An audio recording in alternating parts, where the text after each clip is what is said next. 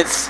Hey, like Zach said, I am the high school pastor at the Effingham campus, and it is an honor to be a part of the Ham Fam.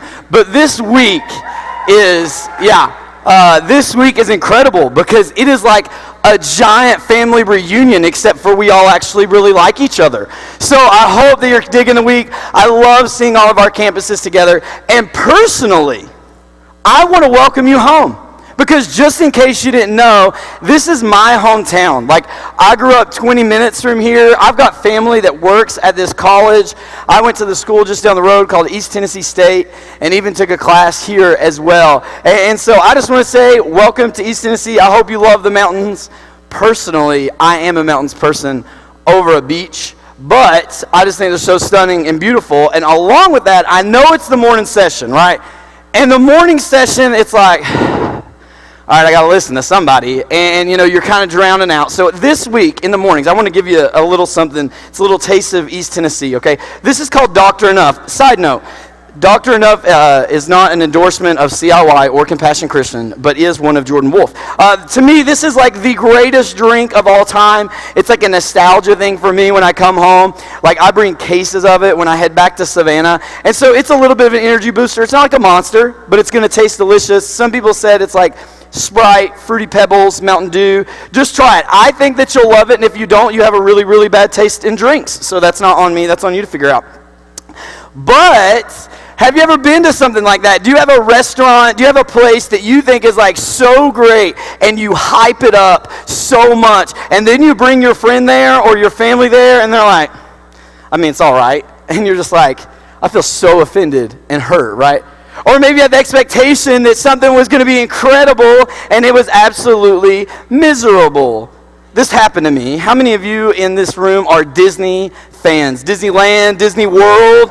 Yeah? All right. How many of you may not like Disneyland, Disney World, but you're a thrill seeker. You love roller coasters. Anything that makes you think you might die, you're going to enjoy it. Yeah, okay. That's me. If there's a chance I might die, I probably will do it because it's fun. But I wanted to go, whenever I was in my graduate school out in Phoenix, Arizona, me and a few of my buddies went to Disney. And this was going to be like the most epic Disney trip because I was meeting the guy that's like top 5 in Disneyland and Disney World. Like, nothing gets approved with his signature. So we were going to spend the day with him. He was going to teach us about leadership, and he was going to teach us all about this stuff. But I'm like, I am rolling into Disney with like the number 5 guy in Disney. And I'm sure everybody kind of knows who he is, or he's got a special like badge. So I'm going to be able to get in for free. Like, I'm going to be able to eat, like, as much as I want, like, in between rides. Like, I just picture myself just, like, double-fisting churros, like, while I'm waiting in line. And, like, because he's probably ahead, like, I'm going to skip every line. Like, it's probably, like, his pass is probably, like, above the fast pass, right? Like, anything I want to do. And then he's, like, crazy intelligent. So I'm going to, like, learn so much from this guy. So me and my buddies and this guy that graduated, like, the year before us go to Disneyland. And so we get in, and like we walk in, and we buy our tickets like right at the gate. Really, really, really expensive, okay? So that was a little disappointing. And then you can get a hopper pass, because in California, Disneyland's over here, California Adventure's over here. So you got to do both, because I'm thinking, oh, I got plenty of time. I'm skipping lines all day, right? So we meet this guy in between Disneyland and California Adventure. And so he begins to talk to us, and I'm like, all right, this is cool. 45-minute passes. He's still talking to us. And you're kind of doing the like, let's go, like when you're ready to leave a conversation, like you're really trying to like, hey, I'm doing that. Like, I'm not trying to be rude, but I'm like, I'm from the South. Like, I've never been to Disneyland. I'm never in California. Like, let's roll. So we finally get ready to go through, and he turns around, and he goes, hey, does anybody need me to get them in? I'm like, I paid $200 like an hour ago, and what was like made it the worst, the guy that invited us knew we could have got in for free, and he goes, oh yeah, man, you can get me. Didn't pay for his ticket at the gate like the rest of us because he knew he was getting in for free.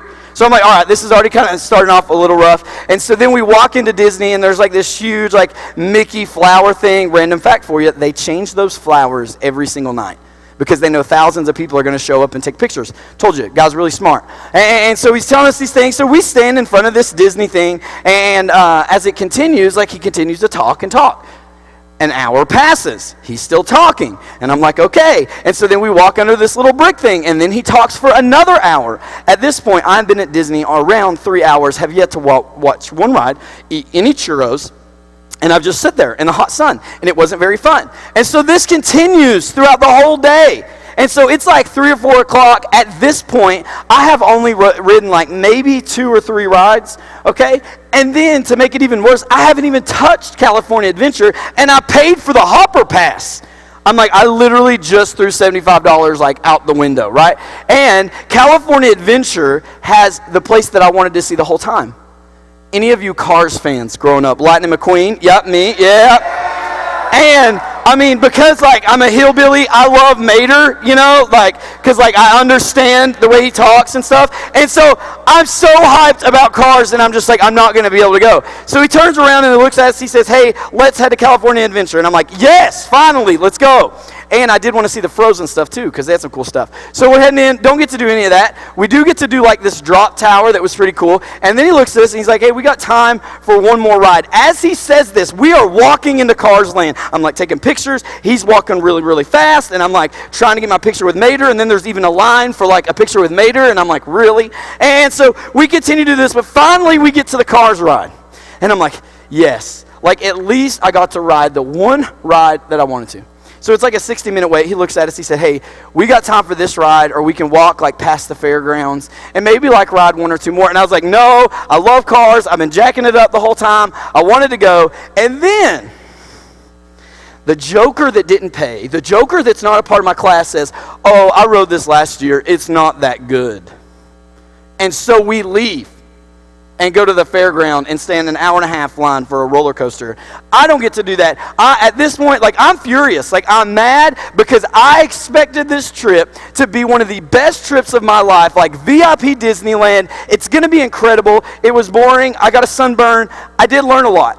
Like, on the side note, this had nothing to do with the guy that was guiding us around. He was so nice, incredibly intelligent. But in my mind, I had the expectation that this was going to be glorious, it was going to be awesome, it was going to be life-changing, and I just basically was like just walking around listening the whole time. And so my expectations just like went to the floor.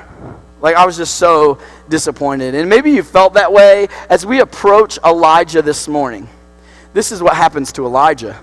Because last night, Clay did this awesome job of telling us about this battle scene that took place, right? The prophets of Baal against God. It was just Elijah. Like, man, this is like 300 except bigger and better. And so the fire comes down. You know, it is this crazy scene.